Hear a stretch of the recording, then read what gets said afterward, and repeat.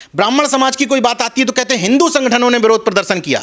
अगर किसी प्रजापति के घर पे बलात्कार होता है तो हिंदू संगठन क्यों विरोध प्रदर्शन नहीं करता है? जाटो समाज के व्यक्ति को, वाल्मीकि समाज के व्यक्ति को, खटीक समाज के व्यक्ति को, पासी समाज के व्यक्ति को मंदिरों में घुसने नहीं दिया जाता तो हिंदू संगठन क्यों विरोध प्रदर्शन नहीं करता?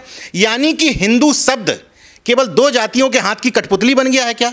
कि हिंदू धर्म की स्थापना का मतलब, हिंदू धर्म के वर्चस्व का मतलब जातियों के वर्चस्व की पुनर्स्थापना करना है, वर्ण व्यवस्था को मजबूती देना है।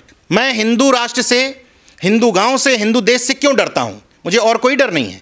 मुझे डर इन्हीं के धर्म के जो ठेकेदार हैं, वो जो मसौदे सामने लेकर के आते हैं, जो धर्म का स्वरूप लेकर के आते हैं, उससे मुझे डर लगता है कि कहीं वास्तव में ये हिंदू ग्राम, हिंदू देश, हिंदू प्रदेश बना ले गए तो कहीं हम लोग जो पिछड़े वर्ग में आते हैं हमारी स्थिति यही ना कर दें कि तुम्हें डॉक्टर बनने का अधिकार नहीं है, पत्रकार बनने का अधिकार नहीं, जाओ खेतों पे जाके खेती किसानी करो। कि चूंकि ये वर्ण व्यवस्था के इतने बड़े हिमायती हैं कि हिंदू व्यवस्था के मानने का मतलब है वर्ण व्यवस्था को मानना, कि एससी वर्ग चूंकि ज़्यादा सताया गया, एससी वर्ग का चूंकि ज़्यादा शोषण हुआ, एससी वर्ग ने एक महापुरुष, एक झंडे के नीचे आ गए, भले ही पार्टियाँ भले ही अलग अलग हों, लेकिन उन्होंने बाबा साहब को अपना मसीहा मान लिया। इस पर बोलो तो लोगों को कष्ट हो जाता है, मैं लेकिन मंच पे बोल देता हूँ ये बात कि एक अलग तरह की जागरूकता चल रही है। यादव जागरूक नहीं है तो जय श्री कृष्णा, और जागरूक हो गया तो पेरियार ललई यादव। कुर्मी जागरूक नहीं है तो सरदार पटेल, और जागरूक हो गया तो महामना राम स्वरूप वर्मा। धीरेन्द्र शास्त्री या उन जैसे तमाम सारे बाबा मंचों पर बैठ करके ब्राह्मण वर्चस्व स्थापित करते हैं। अगर उनका वास्तव में मकसद होता हिंदू धर्म का सुधार करना तो पहले उसी मध्य प्रदेश, भाई पावरफुल आदमी हो चुके हैं, जिसके यहाँ मुख्यमंत्री नाक रगड़ने जाता हो, प्रधानमंत्री जिसको छोटा भाई बताता हो, उससे बड़ा ताकतवर आदमी कौन हो सकता है? हम आपको कोई काम करना है समाज के बीच में जाकर के तो सोचना पड़ेगा। लेकिन धीरेन्द्र शास्त्री जैसे तथाकथित ताकत प्राप्त लोगों को सोचने की जरूरत तो नहीं है। तो धीरेन्द्र शास्त्री क्यों उस दत्तात्रेय मंदिर में जा करके वहाँ के मैनेजमेंट को नहीं समझाते कि केवल ब्राह्मण क्यों बुलाते हो? इन मंदिरों के लिए लोगों को कोर्ट जाना पड़ता है। अभी एक खबर आती है केरल से, मध्य प्रदेश से, तमाम जगह से आती हैं कि मंदिरों में दलितों पिछड़ों को घुसने पर पीट के भगा दिया गया। अगर वास्तव में वो हिंदू धर्म का उत्थान करना चाहते हैं, ब्राह्मण धर्म का नहीं, तो पहले अपने धर्म के अंदर खुद जा कर के जो कुरीतियाँ हैं उन पर काम करें, उनको ठीक करने की कोशिश करें। दूसरी बात, बाबा आप क्या क्या बनेंगे? बाबा एक्टर बन गए, प्रोड्यूसर बन गए, डायरेक्टर बन गए, रेपिस्ट बन गए, मर्डरर बन गए, और अब प्रॉपर्टी डीलर भी बन रहे हैं। बाबा सीएम बन गए, सीएम बन गए, और अब ये बागेश्वर धाम वाले बाबा प्रॉपर्टी डीलर भी बन रहे हैं, माफिया, भू माफिया बन रहे हैं। अगर आप हिंदू ग्राम बसाना चाहते हैं, इतना पैसा आपके पास है, अकूत संपत्ति के मालिक हैं, गरीब हिंदुओं को फ्री में प्लॉट दे रहे हैं। प्लॉट पहले 5 लाख रुपए जमा करने पड़ेंगे, डिपॉजिट करने पड़ेंगे, तब बाबा जी आपको अधिकार देंगे कि आपको हम हिंदू मानते हैं कि नहीं मानते हैं। तो आप गांव क्या बना रहे हैं? इस तरह की तमाम सारी कॉलोनीज आज भी बनी हुई हैं जिसमें मुस्लिमों का प्रवेश वर्जित है। आप मैक्सिमम कॉलोनी में चले जाइए, उसमें उठा करके देख लीजिए आप डाटा, तो मैक्सिमम जगह पे हिंदू ही रह रहा है। चाहे लखनऊ हो, चाहे गाजियाबाद हो, चाहे नोएडा में, ऐसी कॉलोनी बहुत सारी कॉलोनी है। मैं लगातार खबरें कवर करता हूँ। वैशाली देख लीजिए, गाजियाबाद। अरे अभी मेरठ की एक खबर कवर की थी मैंने। बहुत सारी कॉलोनीज हैं। मेरठ की एक खबर कवर की थी मैंने, जहाँ एक मुस्लिम डॉक्टर को, पढ़े लिखे दंपत्ति को किसी ने घर बेच दिया तो उसके घर के बाहर बवाल करने लगे ये लोग। तो इसमें धीरेन्द्र शास्त्री कौन सा नया ड्रामा कर रहे हैं, कौन सा नया एजेंडा कर रहे हैं? मैं धीरेन्द्र शास्त्री को तब मानता कि आप बहुत बड़े हिंदू के हितैषी हैं कि आप अपने ही हिंदू वर्ग के, ब्राह्मण धर्म के नहीं, हिंदू वर्ग के कमज़ोर लोगों को, दलित समाज के लोगों को जिनके पास घर नहीं है, उनको मुफ्त में घर खरीद करके देते। ऐसा हिंदू ग्राम मुझे स्वीकार होता, जिसमें जात पात का भेद नहीं होता, असमानता नहीं होती, छुआछूत नहीं होती, गैर बराबरी नहीं होती। स्वीकार था कि आप बिल्कुल बहुत अच्छी तरीके से हिंदू ग्राम बनाएं। लेकिन ये किस टाइप का हिंदू ग्राम है कि आप 5 लाख रुपए जमा करवा ले रहे हैं, 15 लाख, 18 लाख रुपए, 19 लाख रुपए कीमत रख रहे हैं। तो बाबा बागेश्वर धाम प्रॉपर्टी डीलर हो गए हैं। अब ये बड़े मियाँ छोटे मियाँ हैं, ये मैं नहीं कह रहा हूँ, ये मोदी जी ने कहा था छोटा भाई है। अब मैंने उसको दूसरी भाषा में, उर्दू भाषा में कह दिया, हैं बड़े मियाँ छोटे मियाँ। तो अब बड़े मियाँ ने जो वादा किया था, अब छोटे मियाँ उस पैसे को निकालना चाह रहे हैं लोगों की जेब से अतिरिक्त रूप से। तो अब क्या कहा जाए, कुल मिलाकर के ये ठग लोग हैं। देश को ठगना इनको बहुत पहले से आता है। मैं देखिए पुराने उसमें नहीं जाऊंगा, मैं उस भाषा को बार बार रिपीट नहीं करूंगा, मनुवाद, ब्राह्मणवाद। हकीकत ये है, अब इस बात लोगों को कड़वी लग जाती है, इस देश का जो कमेरा वर्ग है, कमेरा समाज है, उसमें कोई ऐसी जाति नहीं होगी जो हरामखोरी से खाता हो। कोई जाति उठा के देख लीजिए, चाहे कोई सब्जी उगाता हो तो मेहनत करता है, कोई तेल पेरता होगा तो मेहनत करता होगा, कोई बाल काटता होगा तो मेहनत करता होगा, कोई भैंस चराता होगा, कोई सब्जी कोई फसल उगाता होगा, कोई मजदूरी करता होगा। यानी कि सारे श्रमशील लोग हैं। उनके बनस्पत जो सामने बैठे हुए लोग हैं वो लोगों को बेवकूफ़ बना करके, उल्टे सीधे 2-4 मंत्र पढ़ करके जो कमा करके खा रहे हैं। तो इन लोगों ने हमेशा, कला तो सर उनके अंदर भी है ना, वो भी कला है उनके अंदर, वो बोलने की। राइट, मैं इस बात से सहमत हूँ। तो फिर उनको अतिरिक्त सम्मान नहीं मिलना चाहिए जितना सम्मान एक झाड़ू वाले को मिलता है झाड़ू लगाने पर, यानी कि वो उसका काम है। जैसे आपने अपनी बात कही, मैंने नहीं कही। बाल काटने वाले की दुकान किसकी दुकान? नाई की दुकान। तेल पेरने वाले की दुकान किसकी दुकान? तेली की दुकान। तो मंदिर किसकी दुकान? ब्राह्मण की। तो दुकान शब्द का इस्तेमाल करिए और कहिए कि इस पे जीएसटी लगेगी, धंधा है ये। आप जिस दिन धंधा मान लेंगे मुझे कोई आपत्ति नहीं है। मैं नहीं कह रहा हूं, अभी आप ही के सवाल के जवाब में मैंने कहा कि भाई सब कोई ऐसा कर रहा है, वो भी अपनी हुनर है, कला है। मैं मानता हूं कि ये हुनर और कला है, तो हुनर और कला की बिक्री हो रही ना, फ्री में तो कोई नहीं कर रहा है ना। ये जो हिंदू गांव बसाएंगे ये बाबा बागेश्वर, उसमें मकान किस तरह से अलॉटमेंट होंगे, क्या लगता है? दलित किधर रहेगा, पूरब में रहेगा, पश्चिम में रहेगा, ब्राह्मण किधर रहेगा? कि धीरेन्द्र शास्त्री जैसे हिंदू धर्म के तथाकथित मठाधीशों को पहले इस बात का अनाउंस करना चाहिए कि वो जो गांव बसाने जा रहे हैं तथाकथित रूप से, उस गांव में दलितों की क्या स्थिति होगी, दलितों की भूमिका क्या होगी। पहली चीज़ तो ये सवाल आना नहीं चाहिए था। धीरेन्द्र शास्त्री को घोषित ये करना चाहिए था कि हम अपने ही हिंदू परिवार के उन भाइयों को इस गांव में बसाएंगे जिनको दूसरे गांवों में हिकारत की निगाह से देखा जाता है।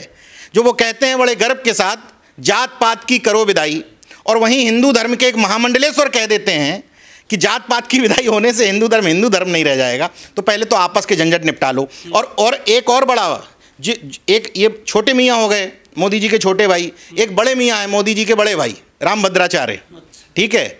वो अब बताओ हिंदू को एक करने में लगे हैं। मुझे बड़ा कष्ट हुआ सुन करके कि वो कह रहे हैं कि ब्राह्मण में भी ये तमाम शूद्र लोग हैं, ये द्विवेदी, चतुर्वेदी, तमाम आइटम बता दिए उन्होंने कि बोले ये उपाध्याय वगैरह ये सब नीच वर्ण के लोग हैं।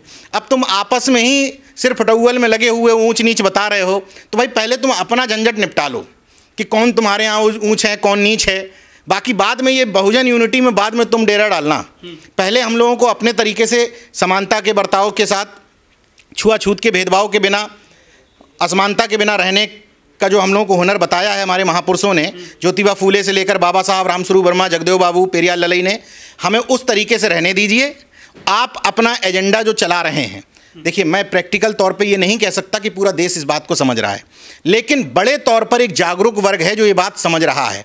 अगर ऐसा नहीं होता, देखिए मैं हमेशा पॉजिटिविटी ढूंढता हूँ, अगर ऐसा नहीं होता तो चौराहे पर सत्ता इनके हाथ में होने के बावजूद, सत्ताओं का एजेंडा धार्मिक होने के बावजूद, सड़क सड़क पर गीता और रामायण की किताबें बेचने की जरूरत नहीं पड़ती। लोगों से ऐसे रिक्वेस्ट करके बेचते घूम रहे हैं चौराहों पे, आपने भी देखा होगा, कार खड़ी कर लेते हैं, है ना, कार खड़ी कर लेते हैं। यानी कि अब उस रेशियो में लोग आपके गुलाम और मूर्ख बनने को तैयार नहीं हैं। लेकिन हाँ, ये बात सही है कि राजा का धर्म चलता है देश में। इस समय सत्ता जिसकी है वो जिस तरीके से देश को दिखाना चाहता है, भाई हमारे सम्राट अशोक महान थे तो महात्मा गांधी की तस्वीर क्या विज्ञापन आते थे सरकार की तरफ से, सूचना प्रसारण विभाग की तरफ से, तमाम मंत्रालयों की तरफ से विज्ञापन आते थे। तो मैं मन में सोचता था कि यार ये सरकारी जयंती है, यानी कि सरकार प्रायोजित जयंती है कि आपको इनको बड़ा मानना है, इन्होंने देश के लिए ये काम किए। उसके बनिस्पत दूसरी जयंती थी अंबेडकर जयंती, जिनको लेकर छोटा सा कोई विज्ञापन आ गया, वो भी सामाजिक न्याय एवं अधिकारिता मंत्रालय का, वो भी छोटा सा विज्ञापन आता था, बाकी कहीं चर्चा नहीं होती थी क्योंकि उस समय उस समाज के पास उतना पैसा नहीं था। आज क्या स्थिति है? क्या रोक पाए क्या डॉक्टर अंबेडकर को, उनके विचारों को? आज कोई पार्टी हो, उस पार्टी की मजबूरी है कि वो बाबा साहब का नाम लिए बिना उसकी दुकानदारी चल ही नहीं सकती। और एक बात बताएं कि एक नया ट्रेंड शुरू हुआ है, किसी भी जाति का व्यक्ति जब अपने आप को जागरूक बताता है तो अपने घर में 2 तस्वीर लगाता है, एक बाबा साहब की, एक अपनी जाति के महापुरुष की, है ना। यानी कि बाबा साहब के बिना अब चल नहीं पा रहा है देश में कोई सिस्टम। मजबूरी है संविधान के सामने सर नवाने की, बाबा साहब के सामने सब सर झुकाने की, ये कहने की कि मैं बाबा साहब का सच्चा अनुयायी हूँ, मैं सच्चा ये हूँ, हितैषी हूँ। ये किसके दम पर हुआ? किसी पार्टी के दम पर नहीं हुआ, ये बाबा साहब के अनुयायियों के दम पर हुआ, जिन्होंने बेचारों ने थोड़ा थोड़ा पैसा इकट्ठा करके गांव गली कूचों में कैसे भी पैसा इकट्ठा हो गया। उल्टी सीधी मूर्ति बहुत अच्छी भी नहीं लग रही है, लेकिन बेचारों ने अपना ईंट पे खड़ी कर दी, लोग पहले मजाक उड़ाते थे कि देखो इनकी बस्ती है, उनकी बस्ती है। आज मजबूरी है कि वोट की शुरुआत उन्हीं बस्तियों में जाकर के होती है। सर नवाते हैं, सर झुकाते हैं। वो जो गांव बसाएंगे ये बागेश्वर जी, उसमें चमार टोला, यादव टोला, कुम्हार टोला, तेली टोला, क्या ये भी होंगे वहाँ पर? अब ये तो धीरेन्द्र शास्त्री और उनके चेले उत्तर दें कि इस तरीके से रहेगा या फिर भाई अगर वो हिंदू ग्राम बसाएंगे, बात समझिएगा, हिंदू ग्राम बसाने का तो कॉन्सेप्ट है कि वहाँ वर्ण व्यवस्था होगी। बिना वर्ण व्यवस्था के कोई हिंदू नहीं हो सकता।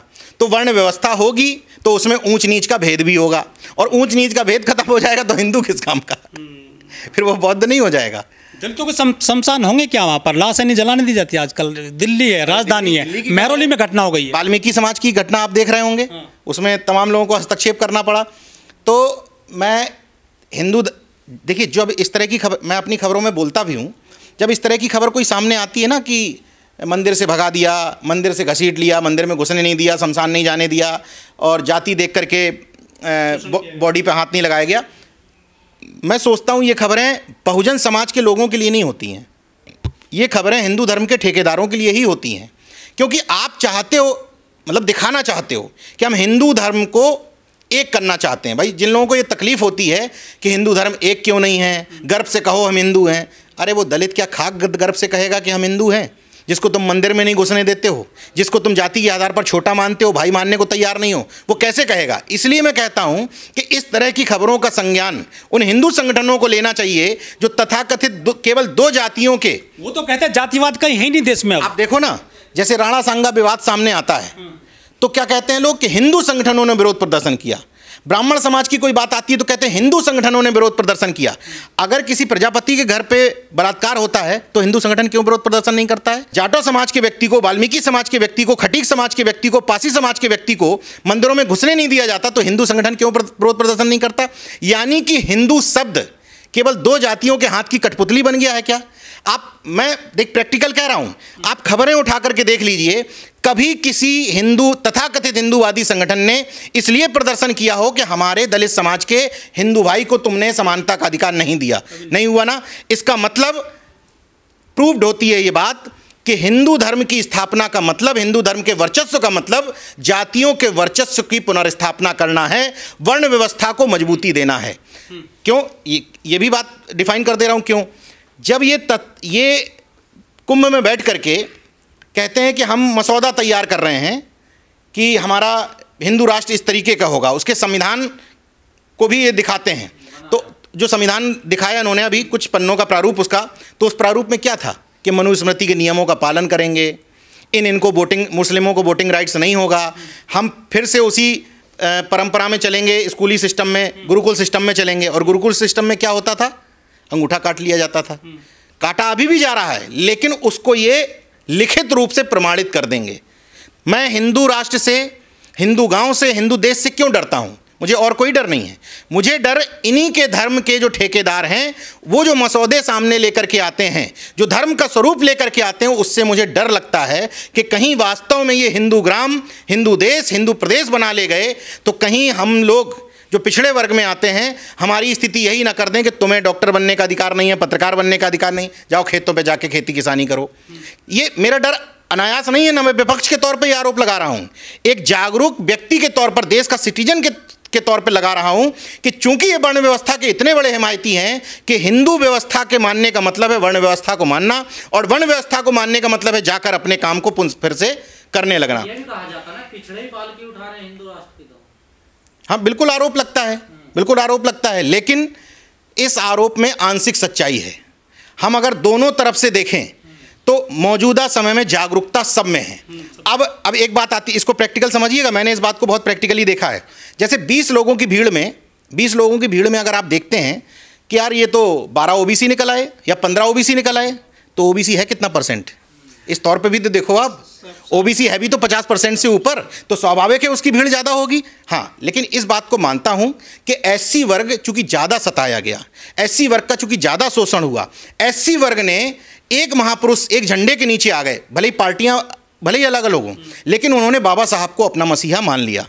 ओबीसी में ऐसा कोई एक यूनिवर्सल महापुरुष नहीं हुआ कि सारे लोग उसको मानते हों। ओबीसी अभी भी जातियों में विभक्त, एससी भी जातियों में विभक्त है, फिर भी लोगों ने मान लिया क्योंकि बाबा साहब बड़ा स्ट्रक्चर है, ठीक है।